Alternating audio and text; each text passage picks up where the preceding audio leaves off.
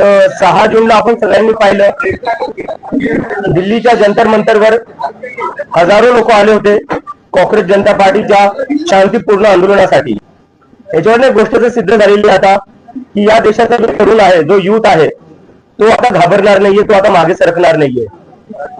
नीटच्या परीक्षेत आतापर्यंत 6-7 विद्यार्थ्यांनी आत्महत्या केलेली आहे. सीबीएसईचे जे 17 लाख स्टुडंट्स आहेत त्यांचं फ्युचर अफेक्ट झालेले आहे. SSC GD चे अजून 16 लाख स्टुडंट्स आहेत, त्यांचा फ्युचर अफेक्ट झालेला आहे. असं एकंदरीत पाहिलं तर आपण SSC GD, नीट, CBSE आणि CUET हे स्टुडंट जर बघायला गेलं तर 1 करोड पेक्षा जास्त स्टुडंटचे फ्युचर अफेक्ट झालेलं आहे. तरीही याची जिम्मेदारी घ्यायला कोणी तयार नाहीये. त्यासाठी आम्ही 6 जूनला जंतर मंतरवर आंदोलन केलं होतं आणि आम्ही डिमांड केली आहे की धर्मेंद्र प्रधान यांनी तुरंत रेजिग्नेशन दिलं पाहिजे. कारण की जिम्मेदारी घ्यावं लागलं. देशातले 5-6 स्टुडंट जे उद्या जाऊन डॉक्टर बनले असते, ज्यांनी दुसऱ्यांचे प्राण वाचवले असते, आज त्यांना त्यांचा जीव द्यावा लागलाय. कशामुळे? सिस्टमच्या फेलियरमुळे. तर याची जिम्मेदारी कोणतरी घेतली पाहिजे. त्यासाठी आम्ही सांगितलेलं की धर्मेंद्र प्रधान यांनी शनिवारपर्यंत राजीनामा दिला पाहिजे. राजीनामा जर नाही झाला तर आम्ही देशव्यापी आंदोलन सुरू करणार आहे आणि त्याची सुरुवात उद्या पुण्यापासून सुरू होणार आहे. पुण्यात उद्या 4 वाजता आम्ही आमच्या शांतीपूर्ण प्रोटेस्ट करणार आहे आणि त्यानंतर आम्ही लखनौ, अमृतसर, जयपूर, बँगलोर इथेही आम्ही प्रोटेस्ट करणार आहे. तर आमची परत एकदा विनंती आहे की तुम्ही काही करून जिम्मेदारी घ्या, नैतिक जिम्मेदारी घ्या. तुमच्यामुळे स्टुडंट आत्महत्या करतायत, लाखो करोडो स्टुडंटचं भविष्य बर्बाद होते तुमच्यामुळे, सगळं वाटोळ होऊ लागलं स्टुडंटचं. याची कोणतरी जिम्मेदारी घ्यायला पाहिजे. देशात आज अकाउंटेबिलिटी राहिली कुठे? स्टुडंट ओरडू लागले, थकून चालले, पेपर लीक होऊ लागले, सर्व्हर डाऊन होऊ लागले. कोण जिम्मेदारी घेणार याची आणि कधीपर्यंत असं चालणार आहे? ते आमची परत एकदा मागणी आहे की धर्मेंद्र प्रधान यांनी त्वरित राजीनामा दिला पाहिजे आणि जर ते राजीनामा नाही देणार तर देशव्यापी आंदोलन होईल आणि त्यानंतर 20 तारखेला देशव्यापी सगळ्याच जागी मी स्वतः जाऊन प्रोटेस्ट करेल आणि तिथे जाऊन लोकांना आवाहन करेल की सगळ्यांनी दिल्लीला या. जर धर्मेंद्र प्रधान यांचा राजीनामा नाही झाला तर 20 तारखेला दिल्ली येथे सगळ्या देशातला तरुण येईल आणि धर्मेंद्र प्रधानचा राजीनामा घेतल्याशिवाय वापस जाणार नाही. धन्यवाद.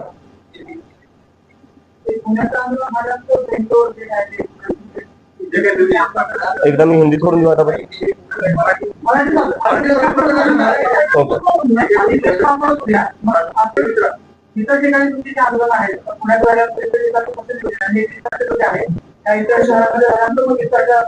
बरोबर.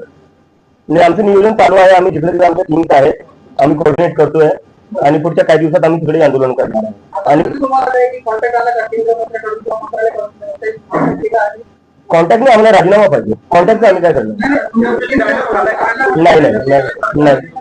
डायलॉग एकच झाला, आमचे अकाउंट बंद केले, आमचे सोशल मीडिया हॅक केले. ते नसते केले तर मला अमेरिकेवर याची गरज पडली नसती.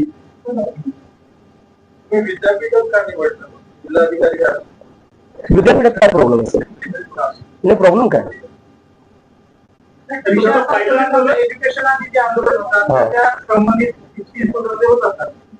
तर मला काय वाटतं ना, कुठं आंदोलन करतोय, कुठं करतोय हा प्रश्न आहे का सर?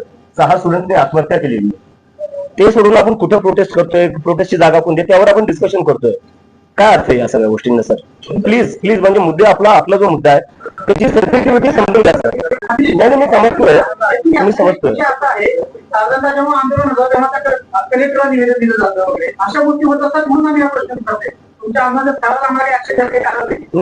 बरोबर, परमिशन भेटलेली आहे, तिथे काही प्रॉब्लेम नाहीये.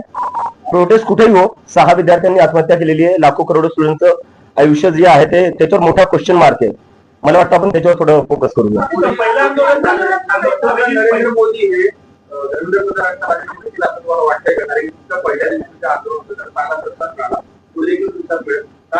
मला असं वाटतं जर ते रशिया युक्रेनचं वॉर थांबवू शकतात तर राजीनामा ते घेऊ शकतात.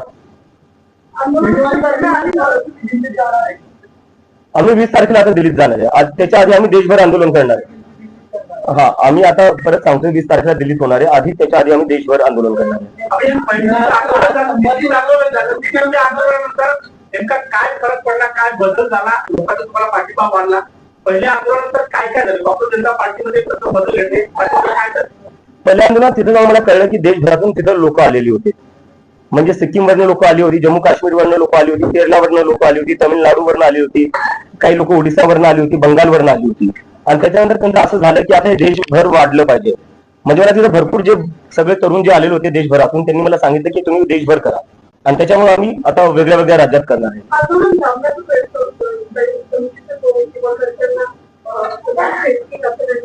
म्हणजे हे तर चालूच आहे, माझ्या घरच्यांना धमक्या भेटताच आहेत, ते चालूच आहे. आणि मला आता सोशल मीडियावर आता म्हणजे इथे येण्याआधी मला म्हणले तू ये प्रेस कॉन्फरन्सला, आम्ही कॉक्रोच मारण्यासाठी हिट घेऊन ठेवलेला आहे.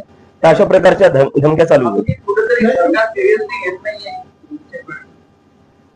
आता म्हणजे मला कळत नाही की अजून सरकारला कशाची वाट बघते. स्टुडंट्स आत्महत्या करताय, 1 करोडपेक्षा जास्त स्टुडंटचं फ्युचर अफेक्टेड झालेलं आहे. अजून म्हणजे काय करावं लागणार आहे सिरियस व्हायला तुम्हाला? म्हणजे सिरियस कुठं ना कुठं व्हावंच लागणार आहे. घेत नाही, दॅट इज अब्सोल्युटली राईट. नाही, मी एक गोष्ट क्लिअर करू शकतो की कॉक्रोच जनता पार्टी सोबत कोणीही असोसिएटेड नसणारी कुठलीही पॉलिटिकल पार्टी आम्ही कोणाला इन्व्हॉल्व्ह होऊ नाही देणार आहे. बट कुठल्याही पार्टीला जर स्टुडंट्सच्या मुद्द्यावर आम्हाला समर्थन द्यायचं आहे, युवकांच्या बेरोजगारीच्या मुद्द्यावर आम्हाला समर्थन द्यायचं आहे, ते आम्हाला समर्थन देऊ शकतात. कारण की जर तुम्हाला युवकांच्या मुद्द्यांवर राजकारण करायचं आहे, आमच्या मागण्यांना तुम्हाला समर्थन करायचं आहे, यू आर वेलकम.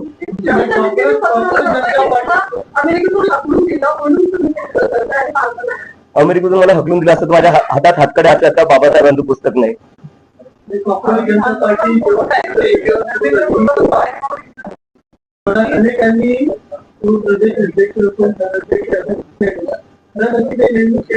अशी काही नेमणूक नाही झाली, पण लोकांची एक्साइटमेंट आहे, त्यांचं ते एनर्जी आहे, पॅशन आहे, ते स्वतःहून काही ना काही करू बघायला बघतायत. So I really respect that passion. आपण आम्ही लवकरच आमच्या फॉर्मल बॉडीज पण अनाऊन्स करू.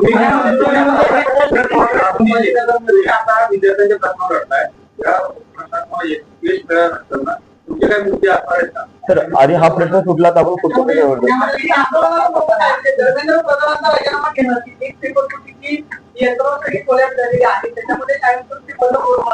सरकारनं परत परीक्षा घेतली आणि परीक्षा घेताना सांगितलं की आम्ही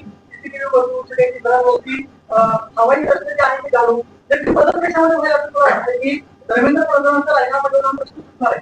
मला असं म्हणायचं बघा, आपण म्हणजे सगळे असं विचार करतोय की एका राजीनाम्याने सिस्टम बदलणार नाही. ठीक आहे, मलाही मान्य आहे.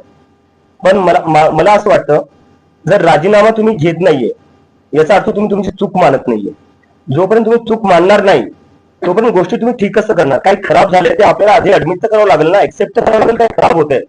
जर आपण एक्सेप्टच करायला तयार नाही की सिस्टम खराब आहे, जर आपण रिस्पॉन्सिबिलिटीज घ्यायला तयार नाही की सिस्टम खराब आहे, तर सिस्टम मग ठीक कसं करणार?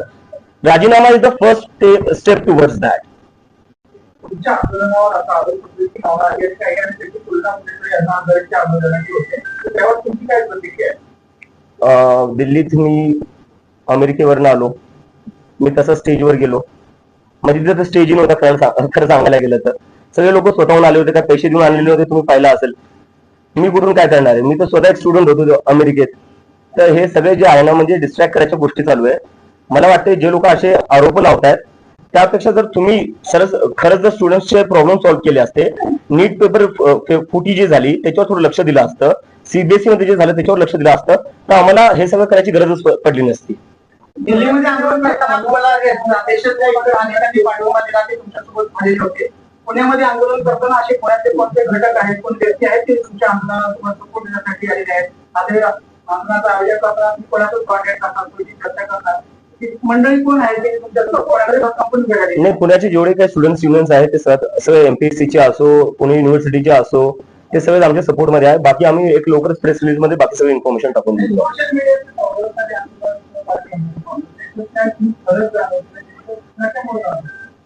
सर नाही, पहिले जेव्हा हे सुरू झालं होतं 15 तारखेला, 15 मे ला सुरू झालं होतं कॉक्रोच जनता पार्टी, तेव्हा भरपूर लोक बोलत होते की हे सोशल मीडिया पुरतं राहणारे, जमिनीवर कुणी येणार नाही. आपण 6 जूनला पाहिलं जमिनीवर काय झालं, पूर्ण जंतर मंतर भरलेलं होतं. तर या याच्यात कोणी मिसअंडरस्टँडिंग मध्ये राहू नये की हे आंदोलन जमिनीवर चालणार नाही. मला वाटते 6 तारखेला तरुणांनी दाखवून दिलं. आणि आता सगळ्यांच्या माध्यमातून मला, तुमच्या सगळ्यांच्या माध्यमातून मला सगळे जेवढे पेरेंट्स आहेत, आई वडील आहेत, त्यांना अपील करायची आहे. मला माहिती तुम्हाला भीती वाटत असेल जेव्हा तुम्ही तुमचे लेकर राजकारणावर काय बोलत असेल किंवा सरकारला जबाब विचारत असतील. माझ्या आईला भीती वाटती.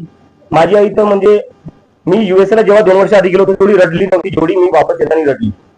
आणि ती मला म्हणते तू वापस येऊ नको, हे तुला अटक करतील किंवा दुसरं काही करेल, तुझ्यावर हल्ला होईल. पण मी तुला म्हणलं यावं लागेल, कोणाला कोणीतरी बोलावं लागेल. तर माझे जेवढे आई वडील हे बघताय त्यांना सांगतोय, तुमच्या लेकरांना बोलण्यापासून थांबू नका. जोपर्यंत मी एकटा बोलत राहील तोपर्यंत असू शकतं मला एकट्याला आवाज दाबायचा प्रयत्न करतील, पण जेव्हा लाखो करोडो स्टुडंट सोबत बोलतील ना तेव्हा यांची हिंमत होणार नाही कोणाचा आवाज दाबायला. आणि जेलमध्ये जर कोणाला टाकायचं तर मी जेलमध्ये जायला तयार आहे, तुमच्या लेकरांना जेलमध्ये जाऊ नाही देणार, मी त्याची जबाबदारी घेईल. पण तुमच्या लेकरांना तुम्ही बोलण्यापासून थांबू नका. नाही आता इथंच सर, बॅक फॉर गुड. उद्या हजारो मध्ये परत होईल. मला तर वाटतं जंतर मंतर पेक्षा मोठा होऊ शकतो.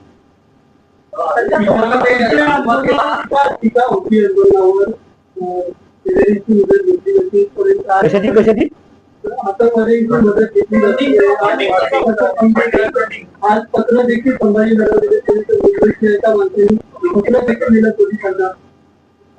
तर दिल्ली पोलिसने एका आतंकवाद्याला परमिशन दिली असं म्हणायचं तुम्हाला? पुणे पोलिसने एका आतंकवाद्याला परमिशन दिली असं म्हणायचंय? एक minute sir, I am answering sir please. ठीक आहे, लिगली करतोय आम्ही, म्हणजे बेस काय याच्यात. आणि चला ठीक आहे, हे एकदा मी अजूनही करतो. चला म्हणजे मी एक पाहिलं, वेदांत जो होता 17 वर्षाचा स्टुडंट, ठीक आहे, त्या 17 वर्षाच्या स्टुडंटला पाकिस्तानी बोलण्यात आलं जेव्हा त्यांनी सीबीएसई मध्ये काय घोळ चालला तो एक्सपोज केला. तर तुम्ही मला पाकिस्तानी म्हणताय, जो 17 वर्षाचा सीबीएसई स्टुडंट त्याला पाकिस्तानी म्हणताय. तुमच्यासारखे जे पत्रकार आहेत जे सरकारला प्रश्न विचारतात ते त्यांना पाकिस्तानी बोलल्या जातं. तर मग या देशात भारतीय राहिलो कोण? फक्त भाजपाने त्यांचा आयटी सेल आणि आम्ही सगळे बाकी पाकिस्तानी झालो. काय अर्थ आहे याला?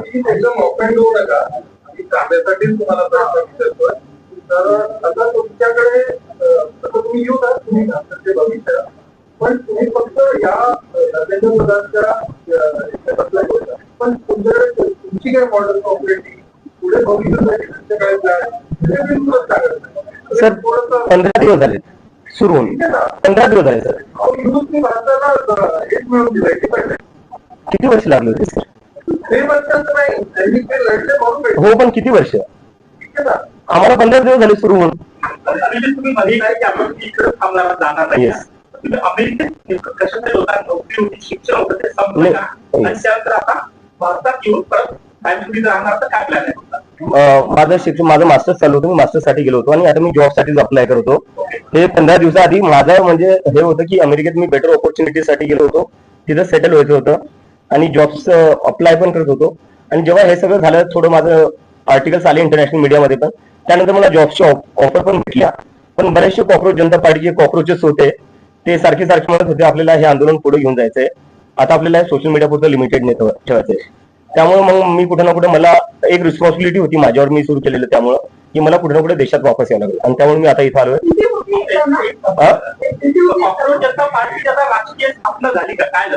नाही, ही एक मुवमेंट आहे सर, ही एक मुवमेंट आहे. आणि मी परत तुमच्या सगळ्यांना रिक्वेस्ट करतो, मी ऑफन नव्हते सर, मी रिक्वेस्ट करतो कारण 15 दिवस झाले. 15 दिवसात तुम्ही कसं आमच्याकडून अपेक्षा करू शकता की आमच्याकडे सगळेच प्रश्नांची उत्तरं असू शकतात किंवा आमच्याकडे पूर्ण सिस्टम तयार असू शकतं?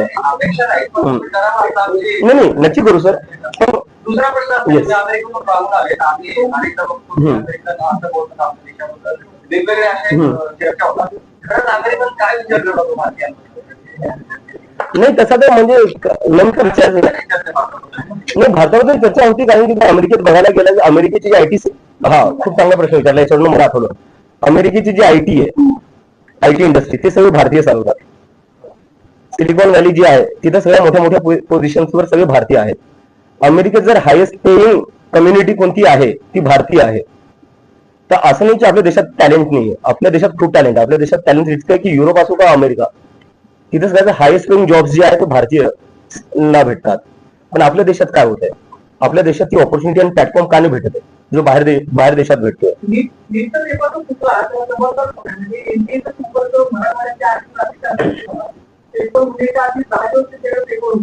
इंडियामध्ये जे तज्ञ असतात त्या तज्ञांनी त्या क्लासेस सोडवले होते.